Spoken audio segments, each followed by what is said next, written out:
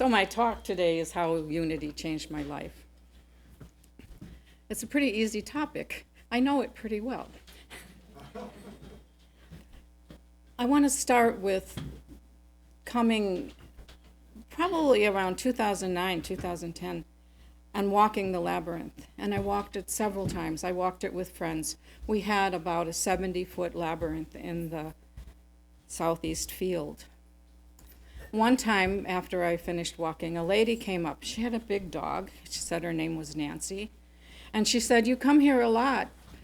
I invite you to come to church on Sunday. We have a nice church." And I thought, church? I'm done with churches. I don't do churches. I grew up Catholic. When I was in second grade, my father was diagnosed with cancer, and we spent 10 years, about 9 years. He died when I was a sophomore in high school. And many, many, many times in that cancer journey, he was in a hospital with Catholic nuns who were the most gracious, gentle, caring people. And I decided about fourth grade that I wanted to be a nun, that I was going to be a Catholic nun. When I was in high school after my father died, I started to research different religious orders, just considering this. Did I have a vocation? Was this something I was going to do? And there were retreats, and there was a big conference in Chicago. This was all in Chicago. Where a number of different religious orders got together and were recruiting, but explaining what their practice was, what their platform was. And I decided and connected with the missionary sister servants of the Holy Spirit. And I then went on a retreat at their convent my senior year of high school. I wanted to go in the convent right after high school, but my mother would not give me permission. She wanted me to work, to try the world with some money in my pocket, or just to be an adult a little bit after high school. So I worked a year until I could go in on my own. I didn't need my mother's permission. It's not that she was against me being a nun. She just was concerned that I made the decision early without enough data. So I joined the convent. The first year was a most incredible experience. The grounds were beautiful. We had walking meditations, a lot of prayer, some of the typical Catholic rehearsed repetitive prayers, but some just being with yourself. One of the things I loved, we had a 24-hour vigil. And sometimes someone would come wake you up at 2 in the morning or 3 in the morning, and you would get up and pray for an hour in the chapel, in the quiet. I then was accepted into the novitiate, where you're starting on the real journey to be a nun.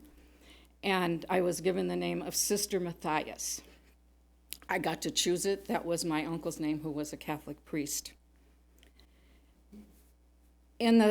Once in the novitiate, we were enrolled in college classes, and one of the classes was called missiology.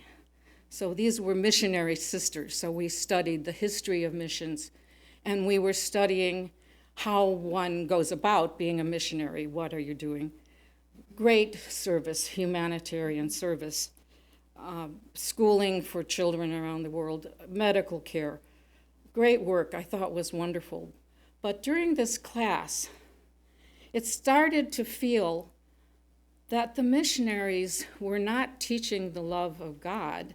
They were teaching Western culture. And in the process of teaching Western culture, they were ruining native cultures. And I mentioned this to the priest who was teaching the class, and he got a little upset with me, and I was reported to Mother Superior, who thought that if I truly believed that, although it wasn't true, if I truly believed that, I probably was in the wrong career choice. So I I wasn't exactly asked to leave the convent, but I was asked to quit believing how I believed, which was impossible. So I left. I was totally and completely lost. My dream for so many years was this lifestyle, and now I wasn't there.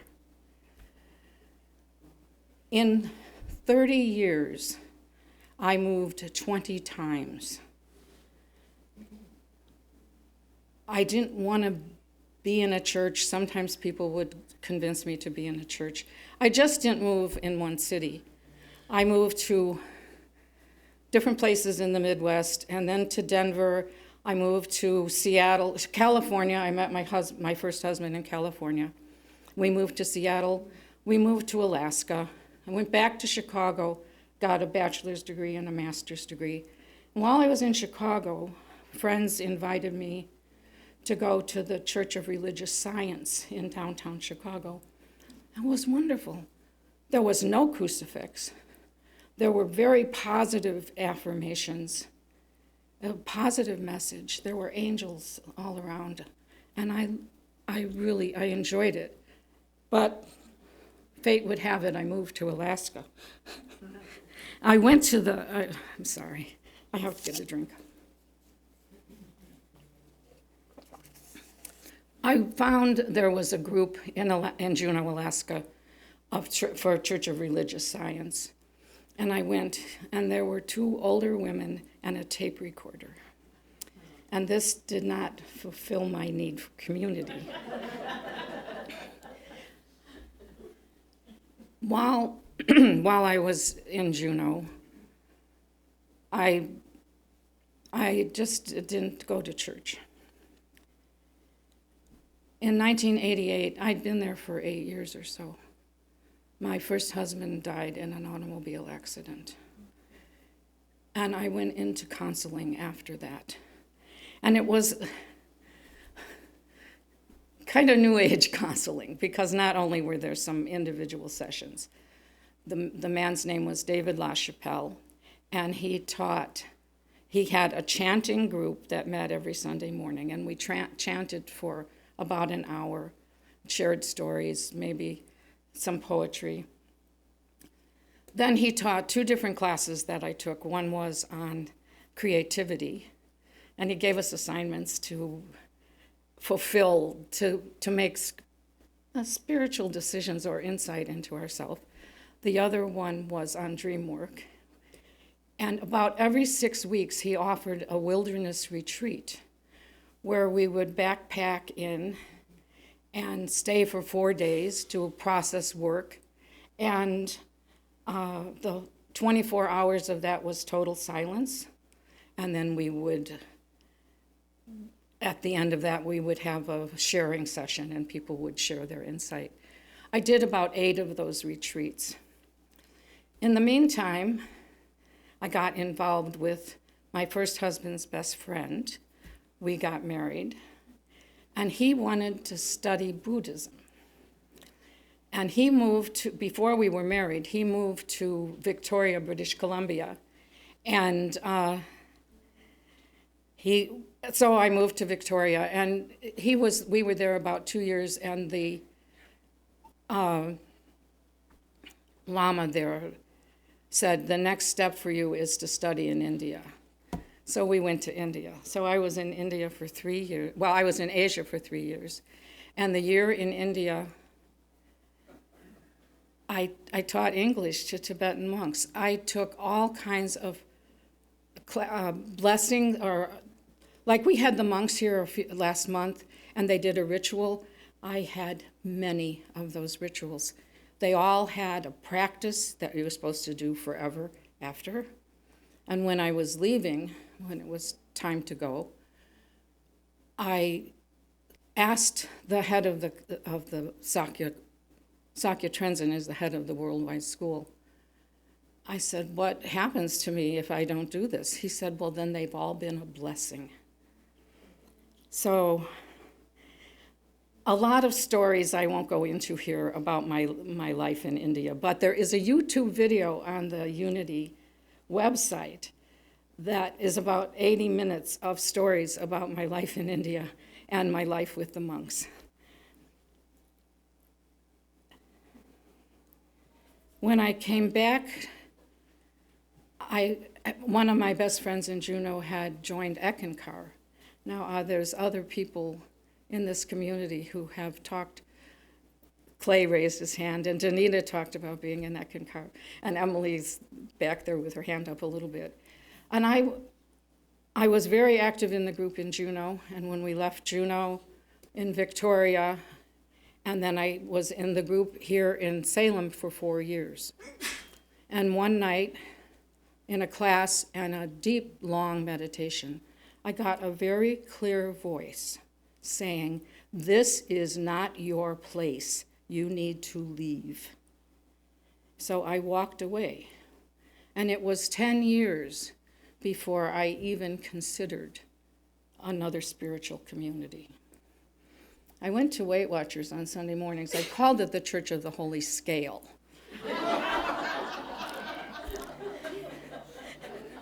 A religion to weigh in every Sunday.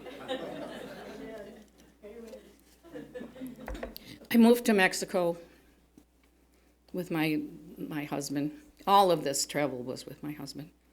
And when I didn't like it there, and I came back, I was very sick. I came back to Salem because I owned an RV here, and I needed to deal with that before I went anywhere else. And I talked to one of my friends from Alaska who had moved to Omaha, Nebraska. And she said, "You need a spiritual community. You're floundering." And she started sending me CDs of the Sunday service from Unity of Omaha. And they were very interesting. And I have some peace in listening to this. And this is stuff I believe. She said, "Go to Unity." I didn't have a car. I lived at Silverton in Lancaster. There were no buses on Sunday, and I convinced a neighbor to drive me to Unity and went 3 or 4 times. When my neighbor said, I don't want to go there anymore. I've got this other church closer to home that I want to go to. So I went with her one Sunday and walked in, and on the wall was a big sign, "We are here to teach our children the fear of God." I obviously did not go back.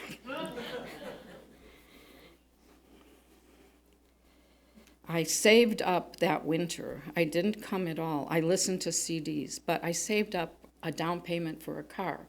And in June of 2014, I bought a car, and I started to come to Salem, Unity of Salem every Sunday. I got involved with the PowerPoint team. And when I wasn't on the team, I was sitting in the back row with and a guy named Ed Lazara was sitting next to me, and we were singing. I love to sing. And he said, "You need to join the choir." So I joined the choir for a few years.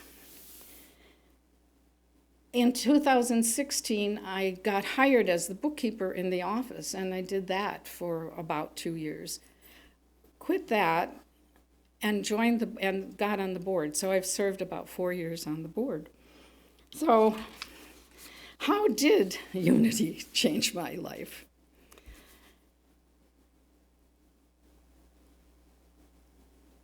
It was my spiritual home. I was pretty sure that the belief system, the books I had been enjoying and reading, were books that were in the bookstore and were talked about at the service. But the place I knew I was home, that this was the end of my quest, was when one of the minister was talking about babies and how some churches consider babies being born in original sin and therefore baptize them. But in Unity, children are considered the original blessing. Those bumps again. I knew I was home. I knew that this was the place I needed to be. In Buddhism,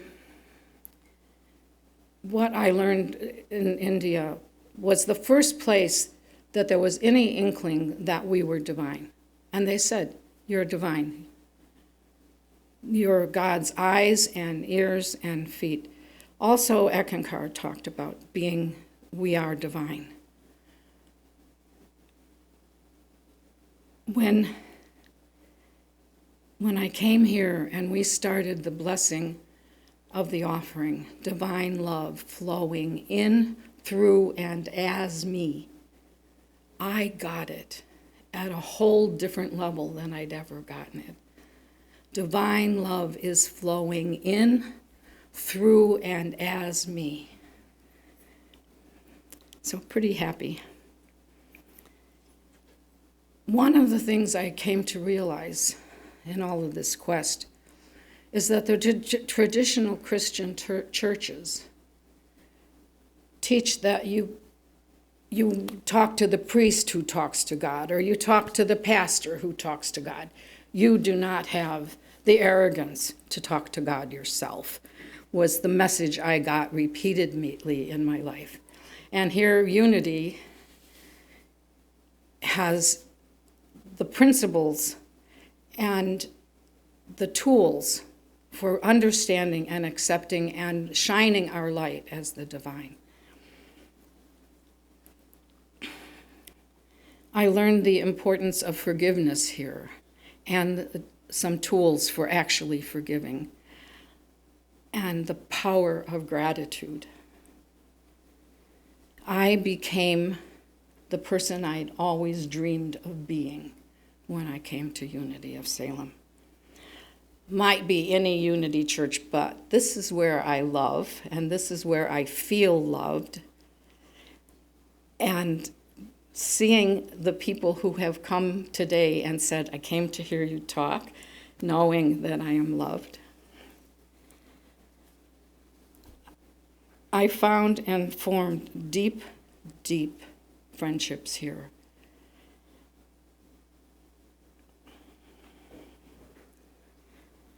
There was a level of sanity here during COVID for me. We started videotaping the service so we could broadcast it on Sunday. I had studied television and media in college. My master's degree was in television production, and I had hardly ever used it, but I was a trained camera person. So after 30 years after the class of learning how to do it, I got to run the camera here. Garth went on vacation, I got to do the video. I don't want to do that again, by the way. You can't ever go on vacation again. Live streaming, I was never taught about live streaming. That was very difficult.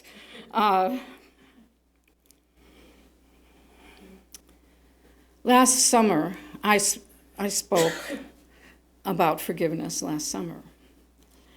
I had a blast. The day after, I got a phone call that my son, who was 48, had died of a heart attack. I was adrift for a while. I had incredible support from this community, but truly, I sat and just streamed and scrolled away 6 or 8 weeks, feeling sorry for myself, trying to understand, accepting divine order, accepting that only his body was gone, that his spirit continues on.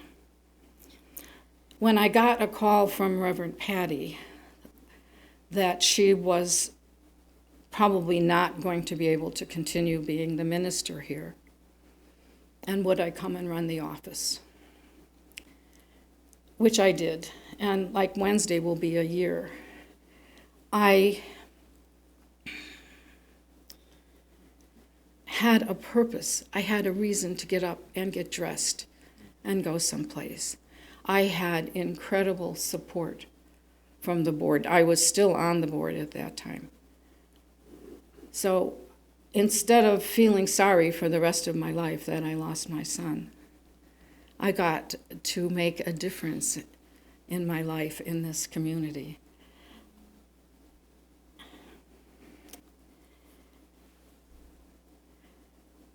We don't have a labyrinth now. I walked the labyrinth when we had it till it was unwalkable because of the weeds. You could not keep up with the weeding. And we decided that we wanted to build a permanent labyrinth here that the weeds could not destroy, or they'd have to work harder to destroy. I continue to walk labyrinths. Several summers ago, before COVID, 4 of us went to Ashland and walked every labyrinth, half of them on the way down and the other half on the way back. And Ed and Garth, Reverend Patty, and I took that most incredible journey. And Ed, who's helping with PowerPoint, thank you, Ed, has been my labyrinth walking partner for close to 10 years. We don't have one now. We would really, really love to have an outdoor labyrinth here. I hold it. It will happen. It's going to happen. Not today. I am so grateful to have found this community. That's why I asked Angela to sing a gratitude song for the congregation. I want to take a drink. I want to ask Angela if she would come up, and I want to take this into meditation.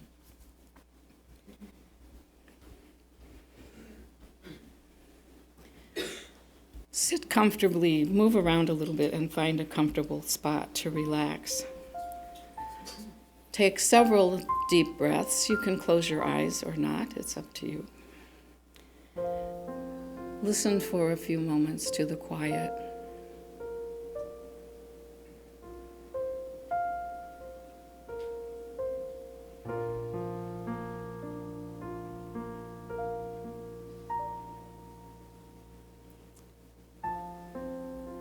Now I would like you to think of 2 or 3 ways that unity has changed your life.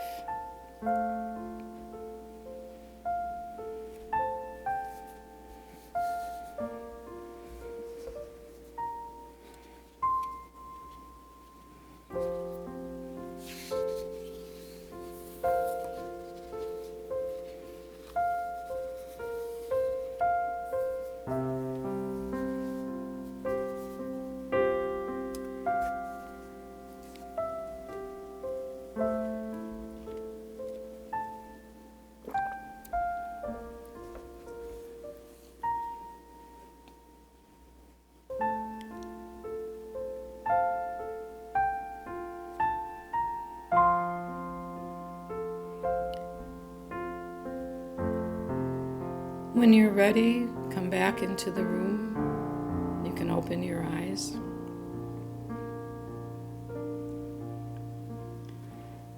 I am so grateful to each and every one of you for being here and being in my life. I look forward to some future talks from other people in the room about how unity changed your life.